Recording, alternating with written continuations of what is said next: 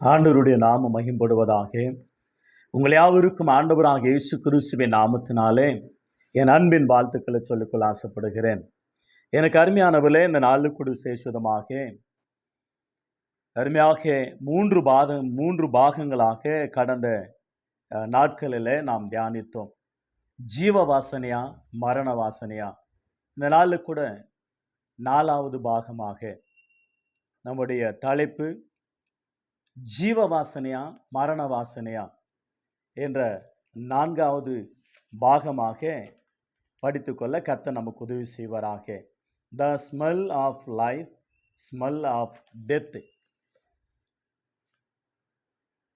Part 4. 4வது பாகமாக ஜீவ வாசனையா, மரண வாசனையா? எனக்கு அருமையானவர்களே, வாசனை குறித்து அழகாக 3 பாகங்களில் நல்ல அருமையான ஒரு சந்தர்ப்பங்களை நாம் படித்து கொண்டோம். இந்த நாளில் கூட சேஷுதமாக 4வது பாகமாக ஜீவ வாசனையா, மரண வாசனையா?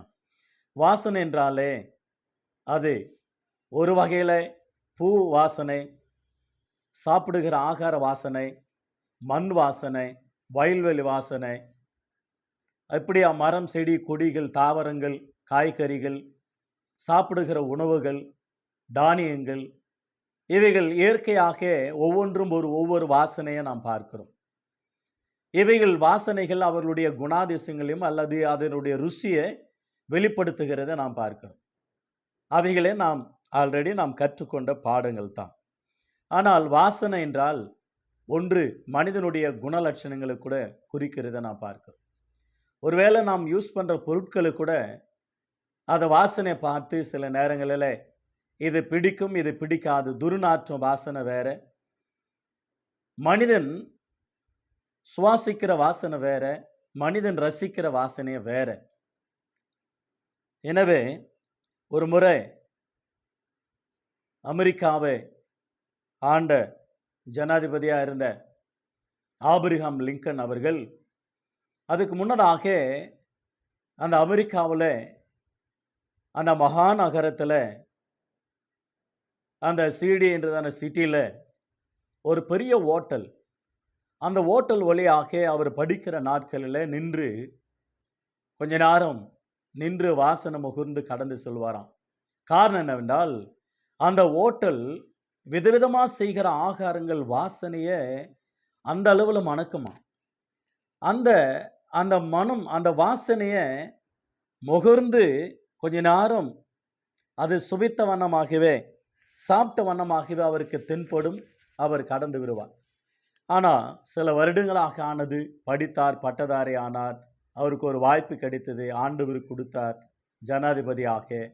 அவருக்கு அந்த ஓட்டல்காரன் விருந்து அளித்தான். அதே ஓட்டலில் உட்கார்ந்து அவர் விருந்து சாப்பிடும்போது நினைத்து சொன்ன ஒரு சம்பவம் எல்லாரும் வியக்க வைத்தது. எனக்கு அருமையான தேவச்சனமே, அவனமாக நம்முடைய வாழ்வில் கூட நிறைய காரியங்களை நாம் கண்டு இருப்போம், நிறைய காரியங்களை நாம் அனுபவித்திருப்போம். எனவே எனக்கு அருமையான தேவச்சனங்களாகிய நம்முடைய வாழ்வில் இவைகளெல்லாம் நமக்கு ஒரு பாடங்களாக நாம் கருத வேண்டும். மனுஷனுடைய குணாதிசயங்கள், அவனுடைய வாசனை, அந்த கெட்ட மனுஷன் பாவன், அவன் கெட்ட வரக்கூடாது, அவன் வாசனை கூட என் மேலே படக்கூடாதுன்னு சொல்லுவாங்க.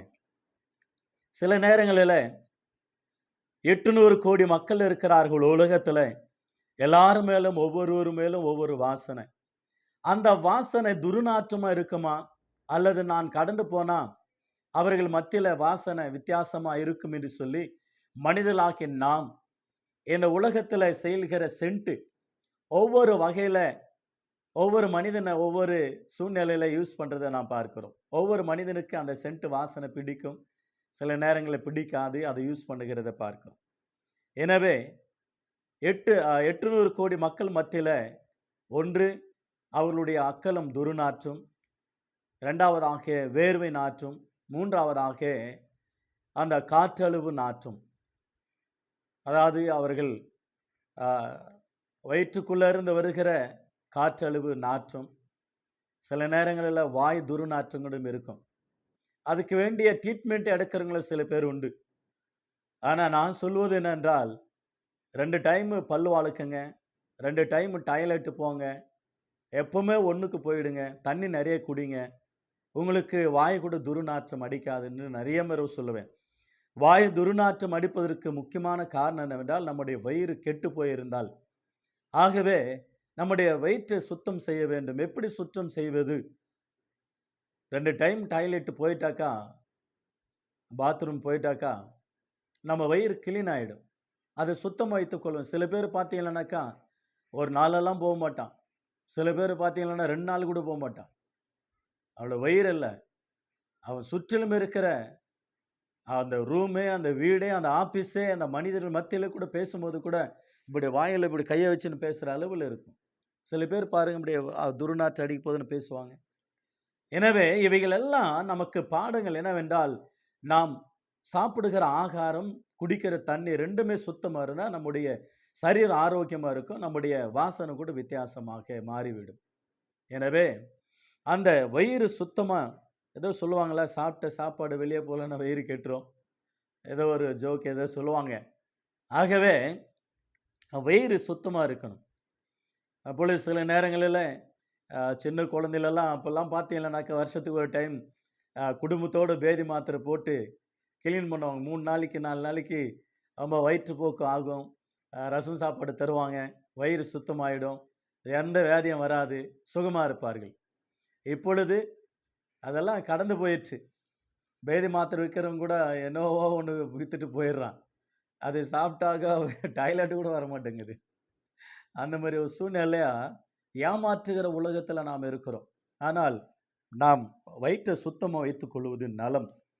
எனக்கு அருமையானவர்களே, இந்த நாளுக்கு கூட விசேஷமாக மனிதர்களை குறித்து அருமையாக சொல்லுவாங்க. கெட்ட மனிதர்கள், ஒரு வீரப்பன் கெட்ட மனிதன்னு சொல்லுவாங்க. ஆனா அவங்க ஊர் பக்கம் போனா அவர் கடவுளா கும்பிடுறாங்க. கெட்ட மனிதர்கள், அரசாங்கம் சொல்லுகிற காரியங்கள், ஒரு கெட்ட மனிதர்கள் சதாம் ஹுசேன், ஒரு ஒசாமா பின் லேடன், அநேக கெட்ட மனிதர்கள், கெட்ட கிரிகளை செய்கிறவர்கள், ஐஎஸ் அந்த தீவிரவாதி இயக்கத்தை சேர்ந்தவர்கள், இவர்கள் எல்லாருமே ஒரு கெட்ட மனிதர்கள், கெட்ட துர்நாற்றம். அவர்கள் வாசனை அல்ல, அவர்கள் கிரிகள் அந்த அளவுல கெட்ட மனிதர்கள். அந்த துர்நாற்றத்துக்கு விரோதமாக செயல்படுகிற காரியங்களை குறித்து நாம் பார்க்கிறோம். எனக்கு அருமையான தேவச்சனமே, சேஷதமாக நாம் புரிந்து கொள்ள வேண்டும். அவங்களுடைய துர்க்கிரிகள், அவங்களுடைய துரை எண்ணங்கள், அவங்களுடைய நடத்தை சரியில்லாதனால, அவங்க பேச்சு சரியில்லாததுனால, அவங்களுடைய குணலட்சணங்கள், நடவடிக்கை கேடுபாடுகள் இருக்கிறதுனால அவர்களை பார்த்து சொல்லுகிற ஒரு வார்த்தை உண்டு, இவர்கள் கெட்ட மனிதர்கள், இவர்கள் கெட்டவர்கள், அவ்வளவு வாசனை கூட நம்ம மேல படக்கூடாது என்று சொல்லி சில மனிதர்களை பேரிட்டு சொல்லி எடுத்து வரைக்கிறத பார்க்கிறோம். உங்களுக்கு தெரியும் நன்றாக சிலருடைய பெயர்கள். இப்பொழுது சிறைச்சாலையில் இருக்கக்கூடியவர்கள், சிறைச்சாலையில் இருந்து அநேக கெட்ட காரியங்களை செய்கிறவர்கள் கூட கெட்ட மனிதர்கள் சொல்லுவோம். சில நேரங்களில் அதிகாரத்தில் இருக்கிறவர்கள், அரசாங்கத்தில் இருக்கிறவர்கள், அரசியல்வாதிகளாக இருக்கிறவர்கள், எல்லாருடைய பேரை நீங்க பட்டியலிட்டு சொல்ல முடியும். ஐயா அந்த பேர் சொல்லுங்க அப்படின்னு கூட சொல்லுவீங்க. மீடியா மூலமாக நாம் இருக்கிற அநேக லட்சக்கணக்கில் பார்க்கக்கூடிய மனிதர்கள் இந்த அந்த வீடியோவை இந்த மீடியா மூலமாக. ஆகையினால் உங்களுக்கு நன்றாக தெரியும், அவர்கள் அப்படிப்பட்ட மனிதர்களுடைய ஏன் கெட்டவர்கள், கெட்ட வாசனைன்னு சொல்வார்கள் என்றால் அவருடைய குணலட்சணம் சரியில்லை என்று சொல்லி. அப்ப நல்ல மனிதர்கள் யாரு சொல்லுவாங்க? அவங்களுடைய வாசனை என்ன? ஒரு அம்பேத்கர் படிப்பில், சமுதாயத்தில் தாழ்த்தப்பட்ட மக்கள் படிக்கலான்றதான ஒரு முன்மாதிரி, ரோல் மாடல் படிப்பில் அவ்வளோ ஒரு ஞானி, சட்ட திட்டங்களை எழுதினவர், எல்லாம் சமம் என்று சொன்ன ஒரு பக்தன், அருமையான அறிவாளி, பெரிய மனிதன் BR அம்பேத்கர் அவர்களை சொல்லலாம். நல்ல மனிதர்களை சொல்லலாம். NTR, MGR, இப்படி சில அரசியல் செஞ்சு அப்துல் கலாம் அவர்கள், காமராஜ் அவர்கள், மகாத்மா காந்தி, இந்திரா காந்தி, ராஜீவ் காந்தி, நேரு, வாஜ்பாய், பிஜேபியினுடைய தலைவர் வாஜ்பாய், டாக்டர் ராதாகிருஷ்ணன், கெம்பேகவுடா, இந்த கர்நாடகா போற்றப்படக்கூடிய கெம்பேகவுடா சார் அவர்கள், அருமையாக அவர்கள் தான் அந்த பெங்களூர் பட்டணத்துக்கு தலைமை இந்த நகரத்தை கொண்டு வந்தவர். அவருக்கு தான் Kempegowda bus stop, Kempegowda railway station, Kempegowda airport, இப்படி பல பேர்கள் அவருக்காக சுட்டி இருக்கிறார்கள் ஹாஸ்பிட்டலுக்கு. அந்த அளவில் இந்த கர்நாடகாவில் நல்ல சிறந்த ஒரு ஒரு ஒரு மனிதன் அருமையான கெம்பகவுடா சார் அவர்கள். எனவே இன்னும் நிறைய மனிதர்களை நீங்கள் சொல்லலாம். அவங்களுடைய வாசனை, அவங்களுடைய புத்தகங்களில், பாட புத்தகங்களில் அவர்களுடைய குணலட்சணங்கள், அவர்களுடைய சாதனைகள், அவர்கள் படித்த படிப்பு, அவர்கள் எழுதின புத்தகங்கள் அநேக பிள்ளைகளுக்கு பள்ளிக்கூடத்திலும் காலேஜிலும் யூனிவர்சிட்டியிலும் யூனிவர்சிட்டி காலேஜுங்களுடைய பேர் கூட அவருடைய பேர் கெம்பகவுடா என்ற பேர்.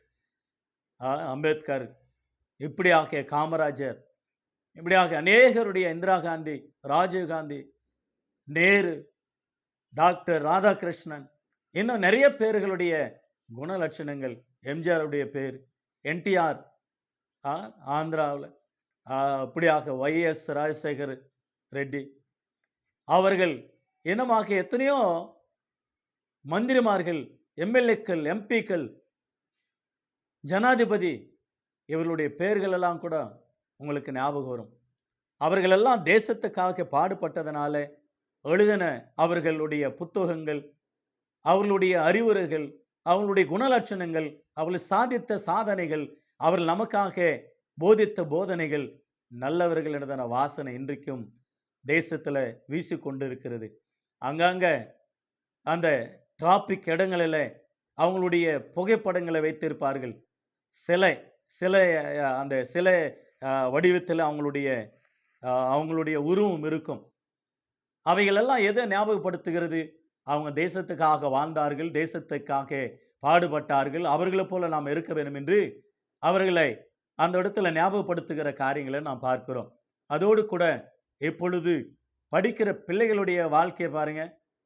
அது +2 ஆனாலும் 10th ஆனாலும் டிகிரி ஆனாலும் அவர்கள் முதலிடத்தில் வருகிறது. அவர்களுக்கு நல்ல வாழ்த்துக்கள் சொல்லி பேப்பரில் மீடியாவில் போட்டு அவங்களுடைய பேனரில் அந்த படங்களை போட்டு அந்த காலேஜில், ஸ்கூலில், யூனிவர்சிட்டியில் வைப்பார்கள். என்னவென்றால் இவர்களை பார்க்கும் பொழுது அவர்கள் வாசனை அந்த தெரு ஓரத்தில், பிள்ளைகள் மத்தியில், காலேஜ் மத்தியில் வாசனை வீசும். என்னவென்றால் நல்ல பிள்ளைங்க, நல்லா படித்தாங்க, ஆகினால அவங்கள குணலட்சணங்கள், அவங்கள வாசனையை அவங்க புகைப்படம் மூலமாக வெளிப்படுத்துகிறத நாம் பார்க்கிறோம். இவைகள் எல்லாம் நமக்கு ஒரு பாடங்களாக, இவர்கள் எல்லாம் நமக்கு ஒரு எடுத்துக்காட்டாக, ரோல் மாடலாக, நமக்கு நல்ல எடுத்துரைக்கிற ஒரு நல்ல காரியங்களை சமுதாயத்தில் இப்படி இருக்கணும் என்று ஒரு வாசனை வெளிப்படுத்துகிற குணலட்சணங்களை நாம் கற்றுக்கொள்கிற நல்ல ஒரு பாடங்கள். அவனமாகவே மிஷனரி ஊழியங்கள், கிறிஸ்தவர்கள் என்றால் மிஷனரிகள் தான் மிக முக்கியமானவர்கள். நீங்கள் கன்னியாகுமரி பக்கம் போனீங்களானாக்கா அந்த மிஷனரிகளை ஏகப்பட்ட பேர் பார்க்கலாம். சேஸ்வதமாக வில்லியம் கேரி அவர்கள், டிஎல் மூடி அவர்கள், ஜார்ஜ் முல்லர் அவர்கள், இன்னும் எத்தனையோ பேர்களை பார்க்க முடியும், எத்தனையோ பேர்களை சொல்ல முடியும்.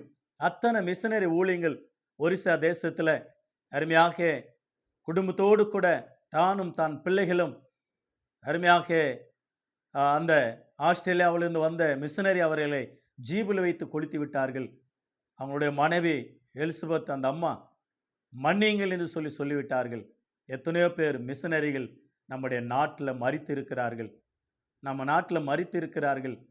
நம்ம நாட்டுக்காக நம்ம நாட்டில் படிப்பு சொல்லி கொடுத்தார்கள், ஹாஸ்பிட்டல் கட்டினாங்க, ஆகாரம் தந்தாங்க, ஆடைகளை தந்தாங்க, படிப்பு சொல்லி கொடுத்தாங்க, அறிவு கண்ணை திறந்தார்கள், அச்சகமத்தை கொண்டு வந்தார்கள், இந்த பிரிண்டிங் பிரஷை கொண்டு வந்தார்கள்.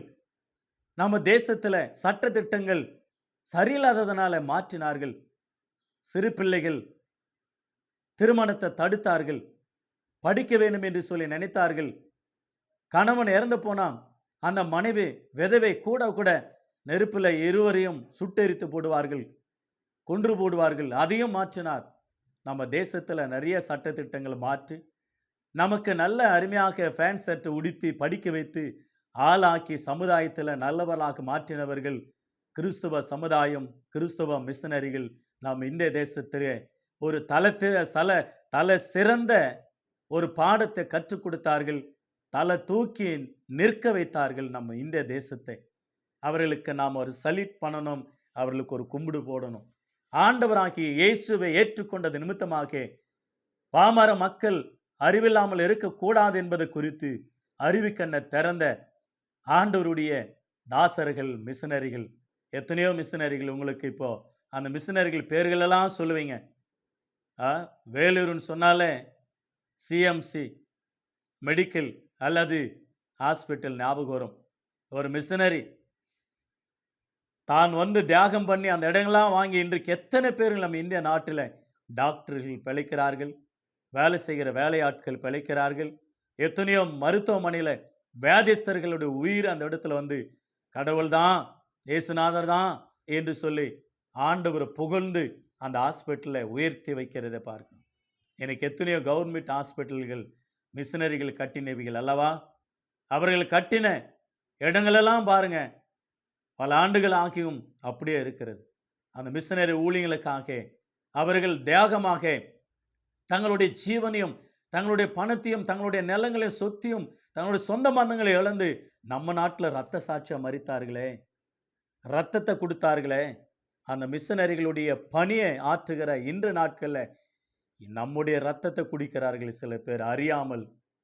காண்டாமிருகத்தின் குணலட்சணங்கள், காண்டாமிருகம் என்று சொல்லலாம், அப்படிப்பட்ட மிருகங்கள் மனம் திரும்ப வேண்டும் என்று சொல்லி அநேகர் ஆண்டவராகிய அன்பை காட்டினார்கள். அன்னை தெரசா அவர்கள் அருமையாக அவர்கள் ஆண்டவருடைய பணியாற்றினார்கள். மிஷனரியாக தங்கள் தேசத்தை விட்டு இந்த தேசத்துக்கு வந்து தங்கள் ஜீவனே கொடுத்தார்கள். அந்த தாய், அருமையான தாய், எத்தனையோ மனிதர்களுக்கு சேவை செய்து இயேசுவின் அன்பை வெளிப்படுத்தின அன்னை தெரசா அவர்கள் இனமாக எத்தனையோ மிஷனரிகளை சொல்லிக்கொண்டே போகலாம். எனவே அவர்களுடைய குணலட்சணங்கள் இன்றைக்கு தேசத்தில் தலை சிறந்து நல்ல வாசனையாக பாட புத்தகங்களிலும் உண்டு. அவர்களை குறித்து போதிக்கிற போதனைகளும் உண்டு. அவர்களை குறித்து எழுதியிருக்கிற புத்தகங்கள், அவர்கள் எழுதியிருக்கிற புத்தகங்கள் நல்ல வாசனை, நல்ல குணலட்சணங்கள். ஒரு மனிதன் மிருகமாக வாழ்கிற மனிதன் மனிதனாக வாழ வேண்டும், மனிதனாக ஜீவிக்க வேண்டும் என்று நல்ல வாசனை வெளிப்படுத்தின மிஷனரிகளுக்காக நான் கையெடுத்து அவர்களுக்கு வணக்கம் சொல்லுகிறேன். அவர்கள் எழுதாவிட்டால் பைபிள் தமிழில் நானும் படித்திருக்க முடியாது என்று தான் நினைக்கிறேன். எனவே இந்த தமிழ் பைபிளுக்காக நான் தலை வணங்குகிறேன். நான் ஆண்டவரை ஸ்தோத்திரிக்கிறேன். கர்த்தருடைய நாமம் மகிமைப்படுவதாக. எனவே எனக்கு அருமையான தேவச்சனமே, வாசனை ஜீவ வாசனையா மரண வாசனையா? நாம் ஆண்டவராக இயேசு கிறிஸ்துவானவர் எழுதியிருக்கிற வேதாகமத்திலிருந்து சில காரியங்களை கற்றுக்கொள்ள ஆண்டவர் நமக்கு உதவி செய்வாராக. பிரசங்கின் புஸ்தகம் the book of Ecclesia chapter 10 verse 1. பிரசங்கி 10ஆம் அதிகாரம் வசனம் 1ஆம் வசனம். செத்த ஈக்கள் தைலக்காரனுடைய பரிமள தைலத்தை நாரி கெட்டு போக பண்ணும், ஞானத்திலும் கனத்திலும் பேர் பெற்றவனை சொற்ப மதினமும் அப்படியே செய்யும். செத்த ஈக்கள் தைலக்காரனுடைய பரிமள தைலத்தை நாரி கெட்டு போக பண்ணுமா? உங்களுக்கு நல்லா தெரியும். தைலம் ஒருவேளை தலைக்கு போகிற தைலமாக இருக்கலாம், உடம்புக்கு போகிற தைலமாக இருக்கலாம், அல்லது மனிதன் யூஸ் பண்ணுகிற தைலமாக இருக்கலாம்.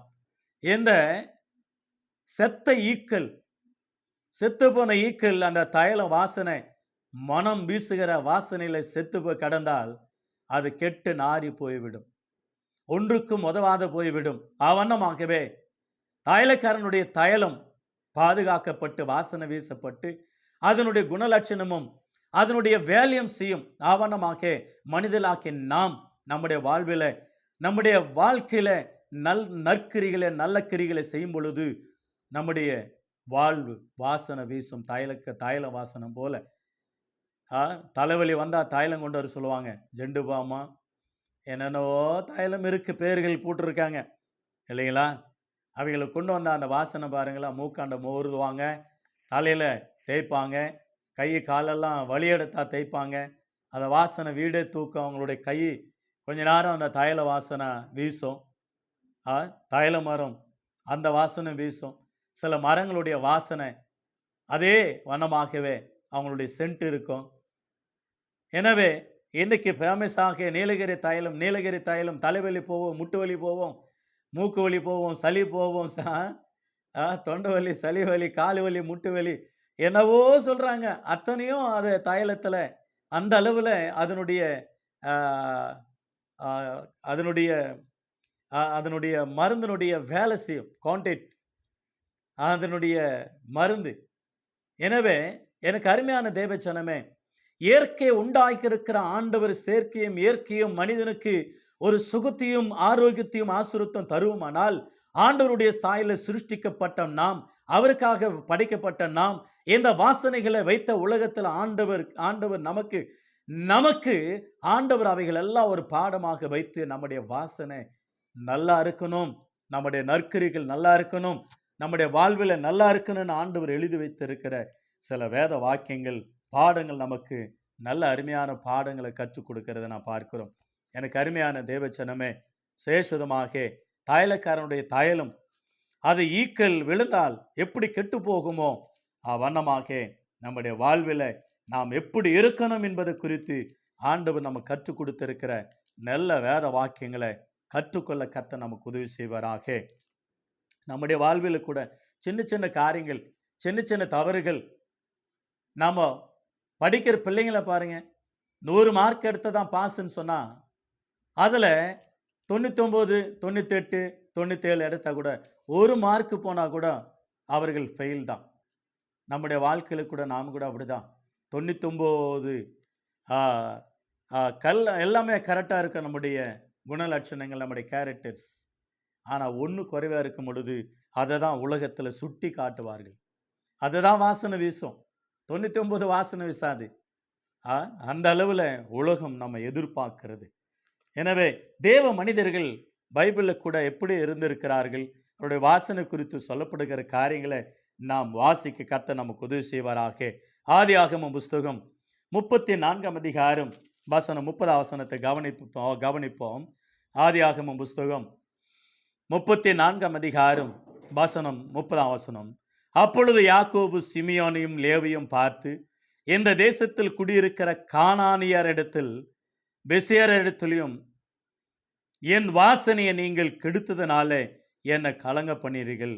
நான் கொஞ்ச ஜனமுள்ளவன், அவர்கள் எனக்கு விரோதமாக கூட்டம் கூடி நானும் என் குடும்பமும் அழியும்படி என்னை வெட்டி போடுவார்களே என்றான். என் வாசனையை நீங்கள் கெடுத்தது என்ன? தாம் பிள்ளைகளை பார்த்து யாக்கோபு சொல்லுகிற காரியம் என்னவென்றால், அருமையான ஒரு வார்த்தை, சிமியோனே, லேவியே, என் வாசனை நீங்க கெடுத்தது என்ன? என்ன நடக்குது என்றால், தீனால் தேசத்தை பார்க்க பெண்களோடு கூட போனால், எந்த இடத்துல அவர்கள் சீகேமிலே குடியிருக்கிற பொழுது, அப்பொழுது அத்தேசத்தின் பிரபுவாகிய சீகேம் என்பவன் அவளை கண்டு கற்பழித்து விட்டான் யாக்கோபனுடைய மகளை தீனாலை. என் சகோதரி இப்படி விருத்தி சேதனம் இல்லாமல் செய்தான் என்று சொல்லி அவனை கொன்று போட்டார்கள், ஒரு தந்திரமான யோசனை செஞ்சு. ஆகவே அந்த யாக்கோபு சொல்றாரு, என் வாசனை கெடுத்து போட்டார்கள். ஏனென்றால் அவர் மேல இருக்கிற வாசனை அல்ல, அவர் மூலமாக நல்ல நற்கிரிகளை வெளிப்படுத்தின ஒரு பெரிய குடும்பஸ்தன், ஒரு பெரிய மனிதன், தேவ மனிதன், அப்படிப்பட்டதான நல்ல ஒழுக்கமுள்ள வாசனையை நீங்கள் கெடுத்தது என்ன என்று சொல்லி 1ஆம் அதிகாரம் 1-3, 4 வசனங்களை படிக்கும் பொழுது அந்த சம்பவங்கள் தெரியும். ஆதியாகமம் 24:30 வசனத்தில் என் வாசனை நீங்கள் கெடுத்தது என்ன என்று சொல்லி கடிந்து கொண்டு புத்தி சொல்லுகிறதை நான் பார்க்கிறோம். அதே ஆதியாகமம் புஸ்தகம் 27ஆம் அதிகாரம் 27ஆம் அதிகாரத்தையும் 27ஆம் அதிகாரம் 27ஆம் வசனத்தையும் நீங்கள் கவனிப்பீர்கள் என்றால் நல்ல அருமையாக ஒரு வார்த்தை சொல்லப்படுகிறது. ஆதியாகமம் புஸ்தகம் 27ஆம் அதிகாரம் 27ஆம் வசனம். அவன் கிட்ட போய் அவனை முத்தம் செய்தான். அப்பொழுது அவனுடைய வஸ்திரங்கள் வாசனையை மோர்ந்து, இதோ என் குமாரனுடைய வாசனையை கர்த்தர் ஆசீர்வதித்து வயல்வெளியின் வாசனை போல இருக்கிறது. என்ன அருமையான ஒரு வார்த்தை. இந்த இடத்துல என்ன நடக்கிறது என்பது குறித்து உங்களுக்கு நன்றாக தெரியும். ஈசாக்கு தான் மகனாகிய ஏசாவை ஆசீர்வதிப்பதற்கு நீ வனத்துக்கு போய் வேட்டையாடி எனக்காக நல்ல மான் ஆகாரத்தை கொண்டு வந்து, இறைச்சியை கொண்டு வந்து கொடு, நான் புசித்து நான் உன்னை ஆசீர்வதிக்கணும் என்று சொன்ன தகப்பனுடைய வார்த்தை கேட்டு அவன் வனத்துக்கு போய்விட்டான், வனாந்தரத்துக்கு. ஆனால் இதை கேட்ட அருமையாக ரெபேக்காள் நல்ல அருமையாக ஒரு ஆட்டை அடித்து சமைத்து யாக்கோபனுடைய கரத்துல தந்து, யாக்கோபே நீ போ, உன் தகப்பனிடத்தில் ஆசீர்வாதத்தை பெற்றுக்கொள் என்று சொல்லி அனுப்புகிற சம்பவத்தை இந்த 27ஆம் அதிகாரத்துல நாம் வாசிக்கிறோம். அது யாக்கோபு தந்திரமாக அப்பா இடத்துல போய் அந்த ஆசீர்வாதத்தை பெற்றுக்கொண்டார். அப்பா கேட்கிறாரு, குரல் என்ன யாக்கோபு குரல் மாரி இருக்கு, வா கிட்ட வா, நான் உன்னை தடவி பார்க்கணும். தடவி பார்த்தால் கையிலெல்லாம் ரோமம் உள்ள அந்த ஆட்டுத்தோலை போர்த்து கொண்டு இருக்கிறான். வஸ்திரம் வாசனை யாக்கோபு போல, யாக்கோபு வாசனை. அவர் சொல்றாரு, வாசனை யாக்கோபு வாசனை மாதிரி வருது, ஆனா ரோமம் மாத்திரம் இப்படி இருக்கு, குரல் மாத்திரம் யாக்கோபு மாதிரியே இருக்கு. கண்டுபிடிக்கிற ஒரு நிலையில இருக்கும் பொழுது அவரால் கண்டுபிடிக்க முடியவில்லை. காரணம் என்னவென்றால் அவர்கள் கண்கள் மங்கள் அடைந்திருக்கிறது, கண் பார்வை தெரியாமல் இருக்கிறது. தடவி பார்த்து சரின்னு சொல்லி அவர் ஏசாதான் என்று சொல்லி அவர் ஆசீர்வதித்தார், எல்லாம் ஆசீர்வாதத்தையும் தந்து விட்டார். அப்பொழுது அவர் சொல்லுகிற வார்த்தை தான் சாரி ஆதியாகமம் 27ஆம் அதிகாரம் 27ஆம் வசனத்தில் வாசிக்கிறோம். கிட்ட வா என்று சொல்லி அவனுடைய வஸ்திரங்கள் வாசனை முகர்ந்து அந்த வாசனையை ஆசீர்வதிக்கணும் கர்த்தர்னு சொல்லிட்டு 2 வார்த்தை சொல்லுகிறார். இன்னைக்கு அநேகருடைய வஸ்திரங்களுடைய வாசனை கூட பாருங்களேன், அந்த மனிதன் மேல இருக்கிற வாசனை தான் அது வீசும், அந்த வஸ்திரங்கள். எனவே அது இன்னொரு வார்த்தை கூட சொல்லப்படுகிறான், வயலின் வாசனை போல இருப்பதாக. அந்த அளவில் வயலில் இருக்கக்கூடிய வாசனை, ஒருவேளை மரம் செடி கொடிகள், பழ வகைகள், ஃப்ரூட்ஸ், தானியங்கள், சிறு தானியங்கள், காய்கறிகள், பூ, ஃப்ரூட்ஸ், அதாவது ஃப்ளவர்ஸ், அந்த பூக்கள் வாசனை, இவைகள் எல்லாமே ஒரு பெரிய வாசனை, வயல்வெளி வாசனை எல்லாத்தையும் சேர்த்து ஒரே ஒரு வார்த்தை சொல்லிவிட்டார். அந்த அளவில் அவருடைய குணலட்சணம் இருப்பதாக என்று யாக்கோபினுடைய வம்சத்தை ஆசீர்வதிக்கிறதை பார்க்கிறோம். ஈசாக்கானவர் யாக்கோபு தன்னுடைய பிள்ளைகளுக்கு அவர்களுக்கு வாசனைக்கு தகுந்த மாதிரியே அவர்கள் ஒவ்வொருவருக்கும் ஆசீர்வதிக்கிற ஆசீர்வாதத்தை பார்க்கிறோம். ஆதியாகமம் 49ஆம் அதிகாரத்தில் எனக்கு அருமையான தேவச்சனமே, இன்றைக்கு நம்முடைய வாழ்க்கையில் நம்முடைய வாசனை, நம்முடைய குணலட்சணங்கள், நம்முடைய எதிர்பார்ப்பு, நம்முடைய லட்சணங்கள் எப்படி இருக்கு என்பதை குறித்து மறந்துவிடக்கூடாது. இஸ்ரவேல் ஜனங்கள் அன்றைக்கு அருமையாக மோசேயும் யாக்கோபும் பார்த்து, மோசேயும் ஆரோனும் பார்த்து சொன்ன ஒரு வார்த்தை, எக்ஸோடக்ஸ் யாத்திராகமம் 5ஆம் அதிகாரம் 21ஆம் வசனம் பாருங்களேன். 5ஆம் அதிகாரம் 21ஆம் வசனம், அவர்களை நோக்கி நீங்கள் பார்வோனின் கண்களுக்கு முன்பாகவும் அவர்களுடைய ஊழியக்காரன் கண்களுக்கு முன்பாகவும் எங்க வாசனை கெடுத்து எங்களை கொல்லும்படி அவர்கள் கையில பட்டயத்தை கொடுத்தது நிமித்தம் கர்த்தர் உங்களை பார்த்து நியாயத்திற்கு கடவார்கள் என்றார்கள். இஸ்ரவேல் ஜனங்கள் ஆரோனையும் மோசையும் பார்த்து அவர்கள் கோபமா பேசுகிற வார்த்தை, எங்களை வாசனை நீங்க கெடுத்துட்டீங்க, எங்க குணலட்சணங்களை நீங்க கெடுத்துட்டீங்க, எங்களுக்கு இருந்த கொஞ்சம் பேர் ஆகிலும் கெட்டு போயிற்று, எங்களை கொன்று போடுவார்கள், நாங்கள் கெட்டவரெல்லாம் மாறினால் கெட்ட வாசனைனால எங்களை கொன்று விடுவார்கள் என்று சொல்லி அவர்கள் பரிதாபமாக, கோபமாக, அறியாமையினாலே பேசுகிற வார்த்தையாக நாம் இந்த இடத்துல பார்க்கிறோம். எனக்கு அருமையான தேவச்சனமே, நம்முடைய வாழ்வில் கூட சில நேரங்களில் அநேக மனிதர்களுடைய செய்கிற தவறு நிமித்தமாக அவர்கள் எதிர்த்து பேசும் பொழுது நல்லதானே இருந்தான், இவன் இப்படி கெட்டவனா மாறிட்டான், அந்த வாசனை வெளிப்படும், அந்த வாசனை வெளிப்படும். அப்படிப்பட்டவர்களாக நம்ம இருக்கக்கூடாது என்பது குறித்து இவர்கள் நமக்கு ஒரு முன்மாதிரியாக எச்சரிக்கை இருக்கிறார்கள். எபேசியருக்கு எழுதின நிருபம் 5ஆம் அதிகாரம், எபேசியர் 5ஆம் அதிகாரம் 1ஆம் வசனம் 2ஆம் வசனத்தை வாசிக்கலாம். ஆதலால் நீங்கள் பிரியமான பிள்ளைகளை போல தேவனை பின்பற்றுவர்களாகி கிறிஸ்து நமக்காக தம்மை தேவனுக்கு சுகந்த வாசனையான காணிக்கையாகவும் பலியாகவும் ஒப்பு கொடுத்து நம்மில் அன்பு கூர்ந்தது போல நீங்களும் அன்பிலே நடந்து கொள்ளுங்கள். நம்மில் அன்பு கூர்ந்தது போல நீங்களும் அன்பிலே நடந்து கொள்ளுங்கள். தேவனுக்கு சுகந்த வாசனையான காணிக்கையாக பலியாக. எனக்கு அருமையானவர்களே, இயேசு கிறிஸ்துவை குறித்து நமக்கு நன்றாய் தெரியும். அவர் தன்னை தேவனுக்கு பலியாக ஒப்பு கொடுத்து சிலுவையிலே கர்த்தருக்காக சுகந்த வாசனையாக ஆண்டவர் ஏற்றுக்கொள்ளத்தக்கதாக சுகந்த வாசனையாக ஒப்பு கொடுத்தார். சிலுவையிலே ஒப்பு கொடுத்தார். ஆண்டவருக்கு முன்பாக கிறிஸ்து நமக்காக தம்மை தேவனுக்கு சுகந்த வாசனையாக பலியாக ஆண்டவர் இயேசு கிறிஸ்தானவர் சிலுவில தன்னை ஒப்பு கொடுத்தார். சாக்ரிஃபைஸ் ஒப்பு கொடுத்தார், பலியாக ஒப்பு கொடுத்தார். அது ஆண்டவர் சுகந்த வாசனையா ஏற்றுக்கொண்டார். சுகந்த வாசனையா ஏற்றுக்கொண்டார் ஆண்டவர். அற்புதமாக எனக்கு அருமையான தேவச்சனமே, நம்ம கூட ஒப்பு கொடுக்கணும் ஆண்டவர். அதான் ரோமர் 12ஆம் அதிகாரம் 1ஆம் வசனத்துல, அப்படி இருக்க சகோதரர், நீங்கள் உங்கள் சரீரங்களை பரிசுத்தமும் தேவனுக்கு பிரியமுமான ஜீவ பலியாக ஒப்பு கொடுக்க வேண்டும் என்று தேவனுடைய இரக்கங்களை முன்னிட்டு உங்களை வேண்டிக் கொள்கிறேன். இதுவே நீங்கள் செய்யத்தக்க புத்தியுள்ள ஆராதனை, நீங்களும் ஒப்பு கொடுங்கள் என்று சொல்லி ஆண்டவர் நம்ம பார்த்து அருமையான நல்ல வார்த்தையை சொல்லுகிறதை பார்க்கிறோம். ஆகவே 2 கொரிந்தியர் புஸ்தகம் 2ஆம் அதிகாரம் வசனம் 14, 15, 16 ஆகிய 3 வாக்கியங்கள், கிறிஸ்துவுக்குள் எப்பொழுதும் எங்களை வெற்றி சேர்க்க பண்ணி எல்லா இடங்களிலும் எங்களுக்குண்டு அவர் அறிகிற அறிவின் வாசனை வெளிப்படுத்துகிற தேவனுக்கு ஸ்தோத்திரம். ரட்சிக்கப்படுவர்களுக்குள்ளேயும் கெட்டு போவர்களுக்குள்ளேயும் நாங்கள் தேவனுக்கு கிறிஸ்துவின் நற்கந்தமாயிருக்கிறோம். கெட்டு போகிறவர்களுக்குள்ளே மரணத்துக்கு எதமான மரண வாசனையாகவும் ரட்சிக்கப்படுவர்களுக்குள்ளே ஜீவனுக்கு எதமான ஜீவன் வாசனையாகவும் இருக்கிறோம். இவைகளை நடப்பிக்கிறதற்கும் எவன்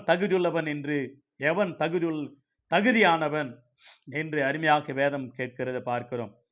அப்போஸ்தலன் பவுல் சொல்லுகிறார் 2 கொரிந்தியர் 2ஆம் அதிகாரம் 14, எங்களை வெற்றி சிறக்க பண்ணி எல்லா இடங்களிலும் ஆண்டவராகிய இயேசு கிறிஸ்து அறிகிற அறிவின் வாசனை வெளிப்படுத்துகிற தேவனுக்கு ஸ்தோத்திரம். நாங்கள் கிறிஸ்துவின் நற்கந்தங்களா இருக்கிறோம், நற்கிரிகளா இருக்கிறோம். அவங்களுடைய கிரிகள், அவங்களோட பேச்சு, அவங்களோட வார்த்தை, அவங்களோட நடுக்க, அவங்களுடைய போதனை, அவங்களுடைய பிரேயர், அவங்களுடைய ஊழியம், அவங்களுடைய நல்ல நடத்தை, இவையெல்லாம் நற்கந்தங்களாக ஆண்டவருக்காக நாங்கள் பிரதிபலிக்கிறோம். நீங்கள் எப்படி இருக்கிறீர்கள் என்பது குறித்து எடுத்துரைக்கிறத நான் பார்க்கிறோம். அதோடு கூட கெட்டு போறவர்களுக்கு கெட்ட வாசனையும் மரண வாசனையும், ரட்சிக்கப்படுவர்களுக்கு ஜீவ வாசனையும். ஆகதான் அந்த வார்த்தை ஜீவ வாசனையா மரண வாசனையா. நம்மை பார்க்கும் பொழுது ஜீவ வாசனை வெளிப்பட வேண்டும். சில பேரை பார்க்கும் பொழுது மரண வாசனை, அப்பா அவன் வாசனை வந்தாவே மரண வாசனை, மரணம் தான்ப்பா அவன் அப்படின்னு சில பேர் சொல்லுவாங்க. எனவே எனக்கு அருமையானவில்லை, 1 ராஜாக்கள் புஸ்தகம் 3ஆம் அதிகாரம் 10ஆம் வசனத்துல ஆண்டவராகி தேவனிடத்துல ஜெபித்த அந்த ஜெபத்துக்கு அந்த பதில் தந்த சாலமோன் ஜெபித்தான். உகந்த விண்ணப்பமாயிருந்ததான், அந்த உகந்த வாசனையா இருந்ததான் ஜெபம் அவருக்கு. ஏசாயா புஸ்தகம் 58ஆம் அதிகாரம் 7ஆம் வசனத்தில் வாசிக்கிற ஏசாயா 58:7 உகந்த உபவாசம், உகந்த வாசனையா இருந்ததான். கர்த்தருக்கு பயப்படுதல் அவருக்கு வாசனைன்னு சொல்லப்படுகிறது. ஏசாயா புஸ்தகம் 11ஆம் அதிகாரம் வசனம் 1ஆம் வசனத்தை பாருங்களேன். ஏசாயா புஸ்தகம் 11ஆம் அதிகாரம் 11:3 வசனம், கர்த்தருக்கு பயப்படுதல் அவருக்கு உகந்த வாசனையா இருக்கும். அவர் தமது கண் கண்டபடி நியாயம் தீர்க்காமலும் தமது காது கேட்டபடி தீர்ப்பு செய்யாமல் நீதியின்படி ஏழைகளை நியாயம் விசாரிப்பார். எனக்கு அருமையான தேவச்சனமே, ஏசாயா 11:3 வாசிக்கிறோம், கர்த்தரு பயப்படுதலே அவருக்கு சுகந்த வாசனை என்று சொல்லப்படுகிறது. ஆகவே எனக்கு அருமையான தேவச்சனமே, ஜீவ வாசனையா மரண வாசனையா? கடைசியாக எரேமியா எழுதின தீர்க்கதரிசி புஸ்தகம் 8ஆம் அதிகாரம் 19 23 ஆகிய வசனங்களில், எரேமியா எழுதின தீர்க்கதரிசி புஸ்தகம் 8ஆம் அதிகாரம் 19, 20, 21, 22. The book of Jeremiah chapter 8 verse 19 to 22. இதோ சீயோனிலே கர்த்தர் இல்லையோ, அதில் ராஜா இல்லையோ என்று என் ஜனமாகிய குமார்த்தி தூர தேசத்திலிருந்து கூப்பிடும் சத்தம் கேட்கிறது.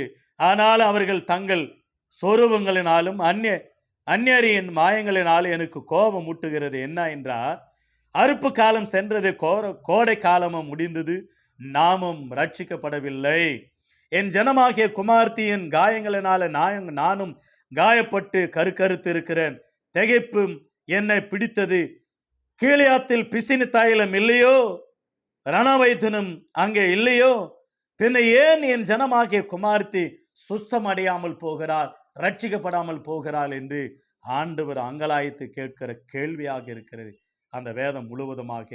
ஆகதான் 2 கொரிந்தியர் 2ஆம் அதிகாரம் 15, 16 ரட்சிக்கப்படுகிறவர்களுக்கு ரட்சிப்பின் வாசனை, கெட்டு போகிறவர்களுக்கு கெட்ட வாசனை மரண வாசனை, ஜீவ வாசனை மரண வாசனை.